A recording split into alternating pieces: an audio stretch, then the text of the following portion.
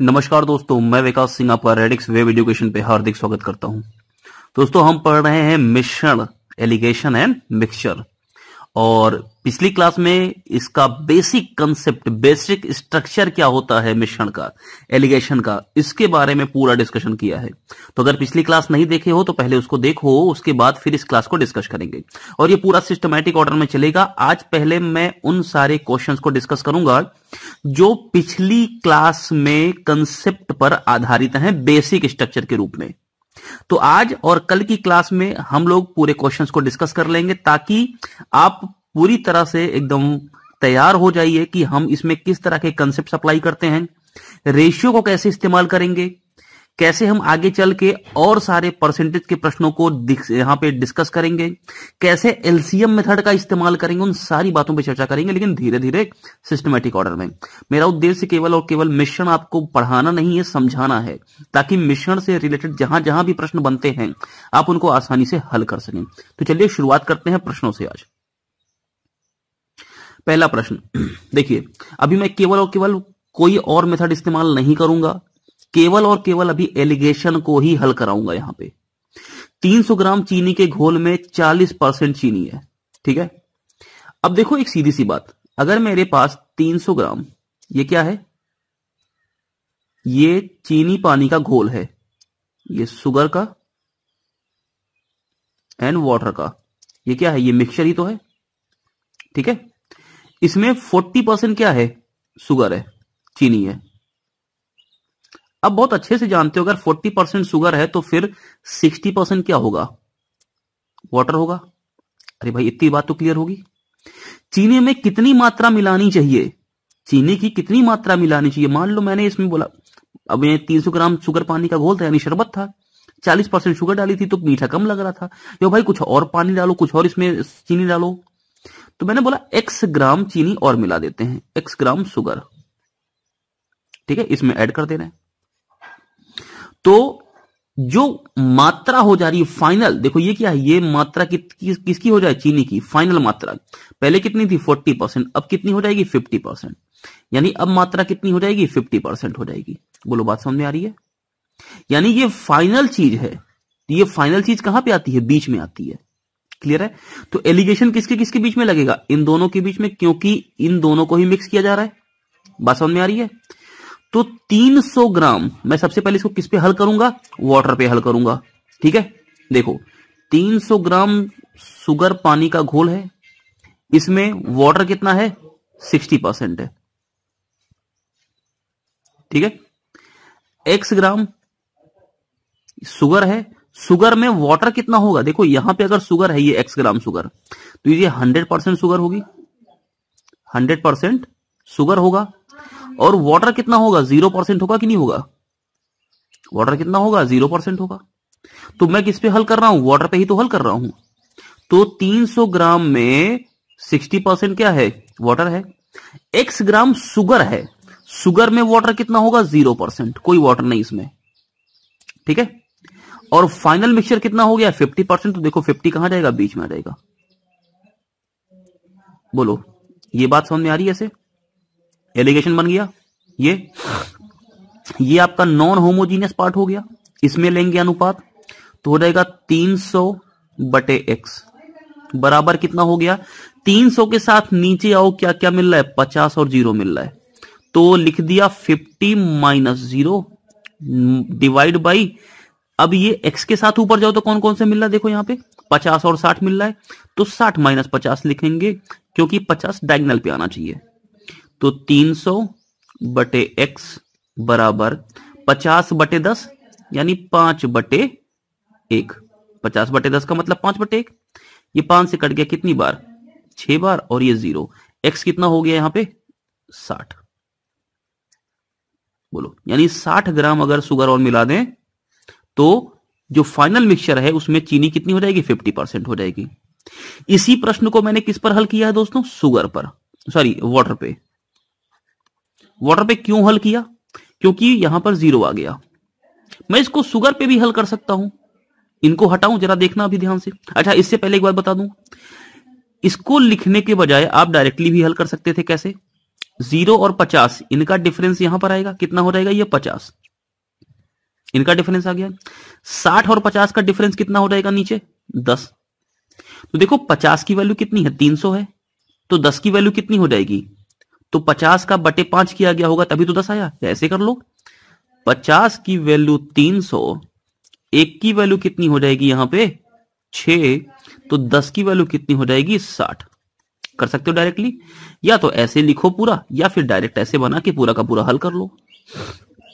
इसी प्रश्न को मैं हल कर रहा हूं दूसरे वाले तरीके से। किससे, यानी कि अभी वाटर पे किया, अब कर रहे हैं शुगर पे।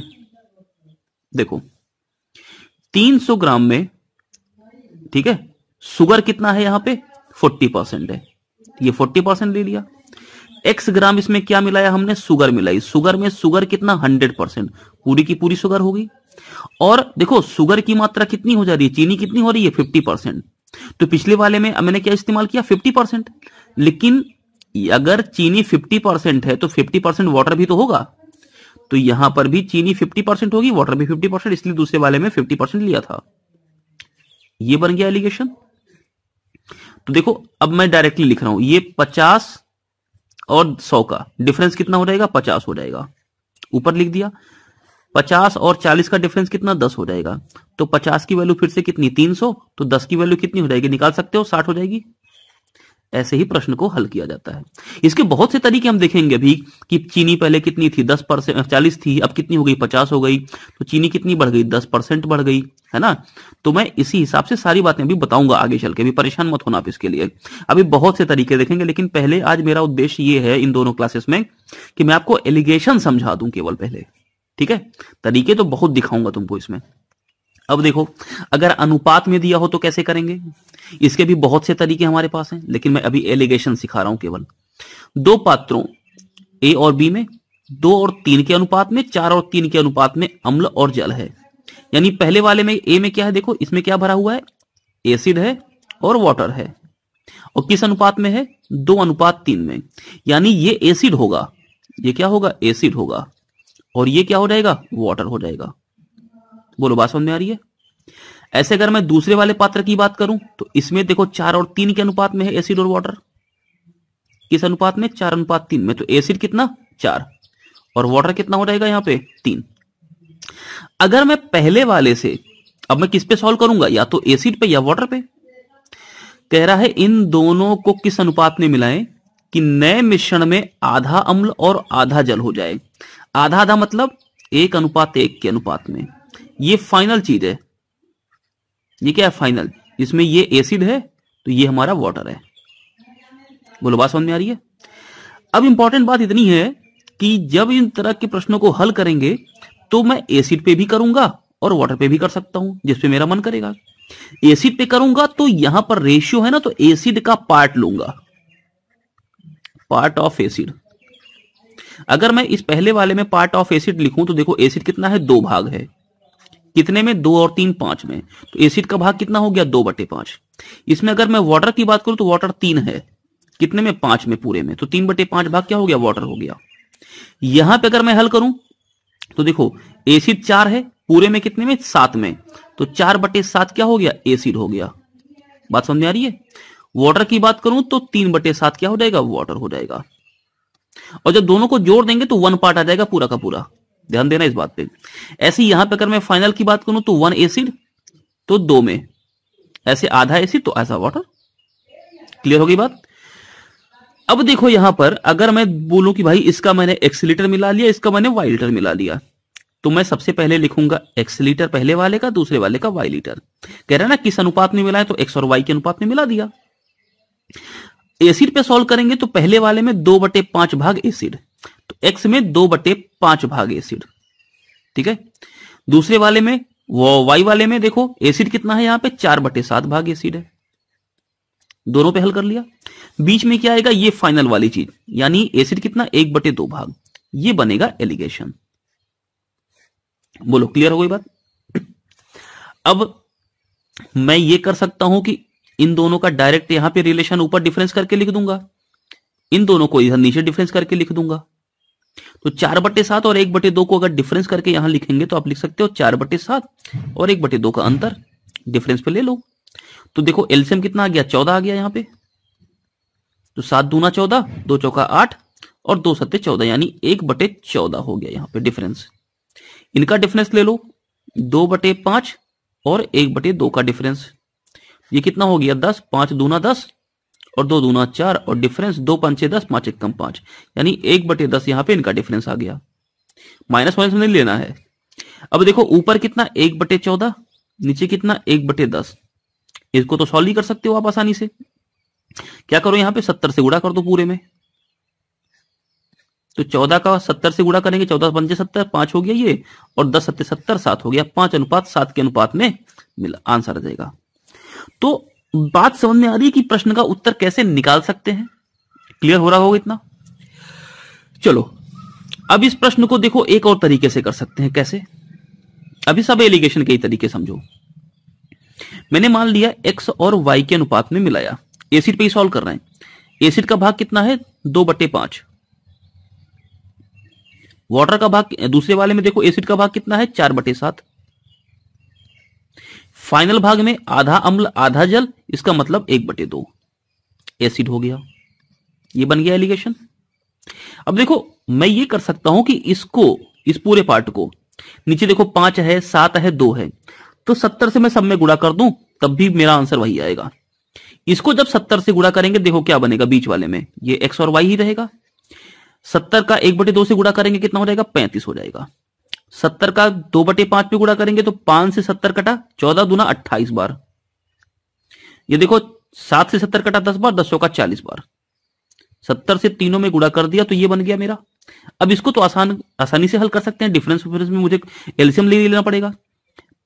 35 और 40 का डिफरेंस ऊपर कितना हो गया 5, 28 35 का डिफरेंस कितना नीचे 7, 5 और 7 का अनुपात हो गया ए पार्ट। अरे बोलो बात समझ में आ रही है भाई। चलो आगे, इसके भी बहुत से तरीके हैं, 2 से 3 तरीका इसका भी मैं डिस्कस करूंगा आगे, लेकिन आज जो मेरा उद्देश्य है कि मैं आपको केवल और केवल अभी एलिगेशन सिखाऊं, क्योंकि लोगों को भी एलिगेशन बनाना नहीं आता है, तो पहले आप उसको समझ लो। इस प्रश्न को देखो, दूध और पानी के 40 लीटर मिक्सचर में पानी की मात्रा कितनी है 40%। तो पहला मिक्सचर कितना है दूध पानी का, वाटर का और मिल्क का। इसमें वाटर कितना है दोस्तों, तो 10% वाटर है। तो बताओ दूधवा कितना होगा, मिल्क 90%। कह रहा कितना पानी और मिलाएं, हमने मान लिया x लीटर पानी और मिलाओ, ये क्या मिला रहे हैं वाटर मिला रहे हैं, इसका मतलब एलिगेशन इन दोनों पे लगेगा। वाटर में वाटर कितना होता है 100%, क्योंकि पूरा का पूरा पानी ही तो है। तो मिल्क कितना होगा 0% होगा, ताकि नए मिश्रण यानी फाइनल मिक्सचर में पानी 20% हो जाए, यानी वाटर जो है वो कितना हो जाए 20% फाइनल में, तो मिल्क कितना हो जाएगा 80%। अब अगर मैं वाटर पे सॉल्व करूंगा तो इन दोनों को लूंगा और साथ में वाटर का पार्ट लूंगा, मिल्क पे सॉल्व करूंगा तो इन दोनों को लूंगा और फिर मिल्क का पार्ट लूंगा बीच में, जिस पे हल करना चाहूं। तो आओ वाटर पे सॉल्व करते हैं। तो देखो पहला वाला 40 लीटर का, उसमें वाटर कितना 10%, दूसरा वाला x लीटर का वाटर कितना 100%, बीच में वाटर कितना है 20%। ये बना एलिगेशन। इन दोनों का डिफरेंस लो ऊपर, 100 और 20 का कितना हो गया 80, इन दोनों का डिफरेंस लो कितना हो गया 10। तो देखो 80 की वैल्यू 40, तो 10 की वैल्यू कितनी, तो 80 की वैल्यू है 40, तो 1 की वैल्यू कितनी हो जाएगी यहां पे 1/2, तो 10 की वैल्यू कितनी हो जाएगी 5। ऑप्शन कौन सा, सी पार्ट। अरे बात समझ में आई बब्बा। चलो आगे, इस प्रश्न को मिल्क पे भी हल कर सकते थे। कैसे, जरा मिल्क वाला पार्ट देख लो। अगर मिल्क पे हल करेंगे तो कैसे करेंगे इसको, 40 लीटर का मिक्सचर है, उसमें मिल्क कितना 90%, दूसरा x लीटर का मिक्सचर, मिल्क कितना 0%, फाइनल में मिल्क कितना 80%। ये बना एलिगेशन। 0-80 का डिफरेंस यहां पे 80% आ गया, 90-80 का डिफरेंस यहां 10 आ गया। बोलो 80 की वैल्यू 40, तो 10 की वैल्यू कितनी 5। समझ रहे बात। चलो आगे, दो पात्र में ए और बी में 2 और 3 और 4 और 3 के अनुपात, ये तो कर चुके हैं ना, इसको तो हल ही कर चुके हैं, 5-7 का रेशियो आया था।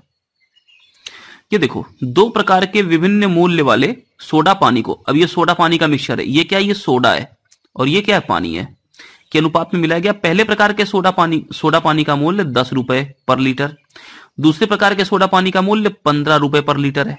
मिश्रण का मूल्य बताओ कितना होगा फाइनल मिक्सचर का, किस अनुपात में मिलाया गया, इसको अगर 2 लीटर मिलाया गया तो इसको 3 लीटर मिलाया गया। दो प्रकार के सोडा पानी के विभिन्न मूल्य वाले, 2 लीटर इसको तो 3 लीटर इसको। तो देखो पहला वाला 2 लीटर मिलाया गया, दूसरा वाला 3 लीटर मिलाया गया सोडा पानी। ये भी सोडा पानी है और ये भी सोडा पानी है, ठीक है। इस 2 लीटर वाले सोडा पानी में का मूल्य कितना है 10 रुपए पर लीटर है, इसका मूल्य 10, इसका मूल्य कितना है देखो 15 रुपए पर लीटर है।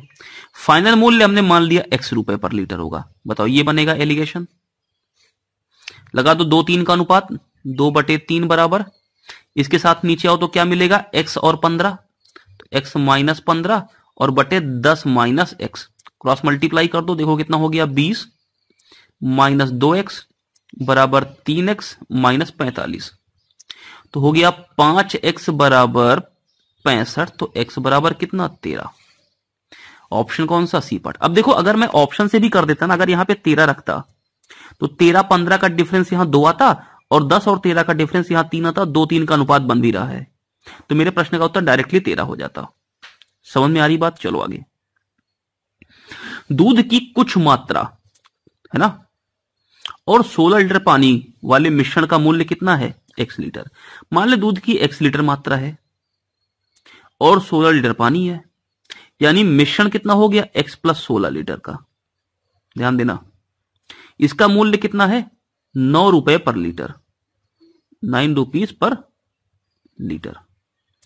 शुद्ध दूध का मूल्य कितना है, जो x लीटर शुद्ध दूध हम ये मिलाए हैं ना, इसका मूल्य कितना है, तो ये 10 रुपए 80 पैसा पर लीटर है। ध्यान देना, मिश्रण में दूध की मात्रा कितनी है। अब मैं आपको बोलूं कि भाई एक बात जरा समझो कि हम मिला क्या रहे हैं। हमने ये जो x प्लस 16 लीटर का पानी और दूध का मिश्रण बनाया है, इसको कैसे बनाया, तो हमारे पास x लीटर मिल्क था जिसका मूल्य 10 रुपए 80 पैसा था, और हमने यहां पे 16 लीटर पानी मिलाया है, तो पानी का मूल्य तो 0 भैया, पानी तो फ्री में मिलाया, इन दोनों को मिलाया तो ये बना। इसका मतलब ये क्या है, ये फाइनल है, तो ये फाइनल का मूल्य है, तो ये कहां आएगा बीच में आएगा। एलिगेशन किस पर लगेगा, इन दोनों पर। तो देखो x लीटर मिल्क जिसका मूल्य 10 रुपया 80 पैसा, 16 लीटर वाटर जिसका मूल्य 0 रुपया, फाइनल मिक्सचर का मूल्य 9 रुपया, ये बना एलिगेशन। 9 और 0 का डिफरेंस 9, 10 80 और 9 का डिफरेंस कितना 1 80। बोलो बात समझ में आ रही है। तो देखो इसका 5 गुना है, ये 1.8 का 5 गुना है, तो 16 का 5 गुना x होगा, 16 पंचे 80, ये उत्तर है। अरे समझ में आ रही बात। चलो आगे। मीरा के व्यय और बचत का अनुपात। देखो व्यय बचत के प्रश्न हम लोग परसेंटेज में बहुत ज्यादा डिस्कस किए हुए हैं, यहां पर प्रश्न को मैं आपको एलिगेशन से भी सिखाऊंगा, इस तरह के प्रश्नों को जरा ध्यान देना। मीरा के व्यय और बचत का अनुपात 3:2। तो देखो अगर 3 रुपए व्यय कर रही है, 2 रुपए बचा रही है, तो इसका मतलब क्या हो गया कि उसका आय कितना होगा 5 रुपए। तो ये आय क्या है, ये इनकम है, ठीक है। ये क्या है, ये व्यय यानी कि एक्सपेंडिचर है, और ये क्या है हमारा सेविंग है। बोलो बात समझ में आ रही है। आय में 10% की वृद्धि हो जा रही है, बताया था मैंने आपको इसको। व्यय में 12% की वृद्धि हो गई, बताया था। बचत में पूछा है तो मैंने बोला था इसको 1 रेशियो पे लेके चलना है, तो 10 × 50 की वृद्धि हो जाती है, 12 ये 36 की वृद्धि हो गई, तो टोटल 50 की वृद्धि हुई है। लेकिन इसमें 36 की, इसमें कितनी होगी 14 की वृद्धि हुई होगी, तभी तो 36 14 मिलकर 50 बनेगा। तो 2 पर 14 की वृद्धि है ना, तो 1 पर कितने की होगी 7 की। तो प्रश्न का उत्तर 7 आ गया। इसको आपको याद आ रहा होगा कि परसेंटेज में हमने हल किया है। प्रश्न पूछ रहा है बचत में कितने % की वृद्धि हुई है, जरा ध्यान देना। अब इस प्रश्न को मैं कैसे हल करूंगा, देखो मेरी जो व्यय है वो 3 है और बचत कितनी है 2 है, और जब इन दोनों को मिला देंगे तो 5 बन जाएगी ना, और 5 क्या है आय है, यानी आय बीच में आएगी, क्योंकि इन दोनों को मिलाने पे फाइनल चीज क्या बनेगी, आय बनेगी। तो जो फाइनल होती है वो बीच में आती है। आय में कितनी वृद्धि हुई, 10% की, तो 10 कहां पे आ जाएगा, बीच में आ जाएगा। ये क्या है, ये व्यय है, एक्सपेंडिचर है, और ये क्या है, सेविंग है। तो बीच में क्या हुई, आय। तो सेविंग की हमें बात करनी है, तो सेविंग को हमने मान लिया X% की वृद्धि हुई होगी। एक्सपेंडिचर में दे रखा है 12% की वृद्धि है। बोलो क्लियर है बात। अब इसका मतलब कि देखो ये 10 जो होता है ये 12 और इस x के बीच में होगा, यानी x जो होगा वो 10 से छोटा होगा। फाइनल चीज 10 से छोटा या तो ये होगा या ये होगा। आओ हल कर लेते हैं। ये बनेगा एलिगेशन। तो ये 3/2 बराबर 10 माइनस x बटे 12 माइनस 10। तो नीचे कितना हो गया, 2 हो गया, 2 से 2 कट गया, तो आ गया 3 बराबर 10 माइनस एक्स, या x बराबर 10 माइनस 3 यानी 7। लो, दोनों तरीके मैंने बता दिए। ये तो पहले हम लोगों ने डिस्कस किया ही है, ये इसका एलिगेशन का तरीका। तो देख सकते हो कहां कहां एलिगेशन लग रहा है। जहां पे मिक्सिंग की बात करेंगे, चाहे जो भी मिक्स हो रहा हो, वहां एलिगेशन लगेगा। जहां पे मिक्सचर से कुछ अलग हो रहा होगा, है ना, वहां भी मिक्सचर लगेगा। अभी बताऊंगा अलग वाला फंडा भी। लड़कियों की संख्या लड़कों की संख्या से अनुपात 2:1, यानी ये अगर 1 लड़कियां तो 2 लड़के। ये क्या है, ये गर्ल्स हैं। और ये कौन है फिर, बॉयज हैं। लड़कों का औसत भार 30 किलोग्राम, लड़कों का हमने ले लिया 30 केजी है। लड़के थे 2, इनका भार 30 केजी। लड़के और लड़कियों का औसत भार, यानी पूरी इन दोनों को मिलाकर, और मिलाने वाली चीज कहां आती है, बीच में आती है, का औसत भार कितना, 25। तो इनका औसत भार कितना ले लिया, 25 केजी। लड़कियों का औसत भार पूछ लिया हमने, मान लिया x केजी है। बोलो यही तो बनेगा एलिगेशन। अरे समझ में आ रही बात। 25 और 30 का डिफरेंस ऊपर लिख दो, कितना आ गया, 5 आ गया। x और 25 का डिफरेंस कितना हो गया यहां पे, अभी देख लेंगे। देखो ये 5 है, 5 की वैल्यू कितनी है, 1। तो 2 की वैल्यू कितनी होगी, 10 होगी ना। 2 की वैल्यू कितनी होगी, 10 होगी। तो ये 10 डिफरेंस कब आएगा भाई, इसमें से कुछ 25 घटाएंगे तभी तो 10 आया होगा। तो 25 में से 10 घटा दो, कितना हो गया, 15। तभी तो 25 और 15 का डिफरेंस 10 आएगा। और देखो ये 15 और 30 के बीच में भी है, ये दोनों के बीच में होना भी चाहिए। ऑप्शन कौन सा, सी पार्ट, बी पार्ट। ये प्रश्न देखो बड़ा लाजवाब सा प्रश्न है। यहां पे आपको रेशियो भी दिख रहा है, परसेंट भी दिख रहा है। बर्तन ए और बर्तन बी, 2 बर्तन है। इसमें मिक्सचर किसका किसका है, दूध पानी का। पहले वाले में दूध पानी, दूसरे वाले में दूध पानी। पहले वाले में दूध पानी 8:5 के रेशियो में है, दूसरे वाले में दूध पानी 5:2 के रेशियो में है। वह अनुपात जिसमें इन मिश्रणों को मिलाया जाना है, नया मिक्सचर देखो उसमें दूध कितना है, 69 सहित 3/13%। अरे बोलो बात समझ में आ रही है। अब जब इस प्रश्न को हल करेंगे तो या तो रेशियो में कन्वर्ट करें सबको, या सबको परसेंट में कन्वर्ट करें। तो किसमें कन्वर्ट करना ज्यादा आसान है, देखो यहां पे हमें रेशियो में कन्वर्ट करना ज्यादा आसान है, क्योंकि 69 सहित 3/13 को मैं किसमें कन्वर्ट कर देता हूं, रेशियो में। तो कितना हो गया, 13 9 117, कैरी आ गया 11, 13 छंग 78 और 11 कितना हो गया, 89, और साथ में 3 और बटे 13 कितना हो गया, 900/13। ये परसेंट है दूध का। इसका मतलब मैं 1/100 से अगर गुणा कर दूं तो रेशियो आ जाएगा, कितना आएगा, 9/13 दूध है। इसका मतलब 9 भाग दूध है और 13 पूरा भाग है, तो 4 भाग क्या होगा यहां पे, वाटर हो जाएगा। इसको मैंने जब कन्वर्ट किया तो ये 9:4 के रेशियो में कैसे आया, जरा ध्यान देना। सबसे पहले मैंने इसको परसेंट को रेशियो में बदला, तो 13 × 69 + 3/13 यानी 900/13। 900/13 को मैंने परसेंट में लिख लिया तो कितना हो गया, 1/100 से गुणा कर दिया, 9/13 भाग आ गया। यानी इसका 9/13 भाग रेशियो पार्ट है। तो 9 क्या होगा, दूध हुआ, क्योंकि दूध लिखा है ये, तो ये दूध हो गया। 13 क्या होता है, पूरा भाग होता है ना नीचे वाला। तो 9 भाग दूध है 13 भाग में, तो 4 भाग क्या होगा, पानी होगा। यानी कि इनका अनुपात 9:4 आ गया सीधा सीधा। यानी कि इसको 8:5 के रेशियो मिलाया, इसको 5:2 के रेशियो मिलाया, और यहां पर 9:4 का रेशियो बन गया। और देखते हैं किस अनुपात में मिला रहे हैं। तो मान लिया पहला वाला x लीटर मिलाया, दूसरा वाला y लीटर। पहले वाले x में मैं किस पे सॉल्व करूं? दूध पर। तो चलो दूध को देख लेते हैं। 8/8 5 13, ठीक है। यहां पर देखो दूसरे वाले में 5:2 का रेशियो है, तो दूध कितना है? 5 और बटे 5 2 7।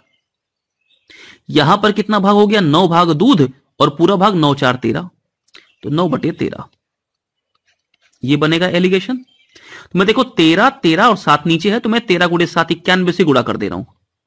तो यहां पे 91 से गुणा करूंगा, तो देखो गुणे 91 करें तो 13 7 91, 7 9 63, यहां पे बन गया 63।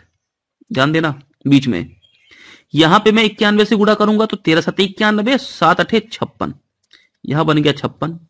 यहां पे 91 से गुणा करूंगा तो 7 13 में 91 और 13 5 65, यहां बन गया 65। अब ये 65 और 63 का डिफरेंस ऊपर लिख देंगे, 3 हो गया, सॉरी 2 हो गया, और 56 और 63 का डिफरेंस नीचे लिख देंगे, कितना हो गया? 7 हो गया। तो 2:7 के अनुपात में इनको मिलाया जाएगा, ये प्रश्न का उत्तर हो जाएगा। बोलो बात समझ में आ रही है? तो मेरे ख्याल से इतनी बातें आप समझ चुके होंगे। आज मैंने सारे बेसिक प्रश्नों को डिस्कस कर लिया है। कल की क्लास से हम टाइप वाइज क्लास स्टार्ट करेंगे, ताकि अब आप इन बेसिक 1 और 2 क्लास को देख चुके हो, तो आप समझ जाओगे कि कैसे हम इस तरह के प्रश्नों को हल करते हैं, एलिगेशन लगाते कैसे हैं। इनको 2-3 बार देख लो, ताकि अब इस तरह की कभी भी जिंदगी में कोई कंफ्यूजन ना रहे। अगली क्लास में मिलेंगे टाइप 1 के साथ। तब तक के लिए आप पढ़ते रहिए और देखते रहिए रेडिक्स वेब एजुकेशन। धन्यवाद।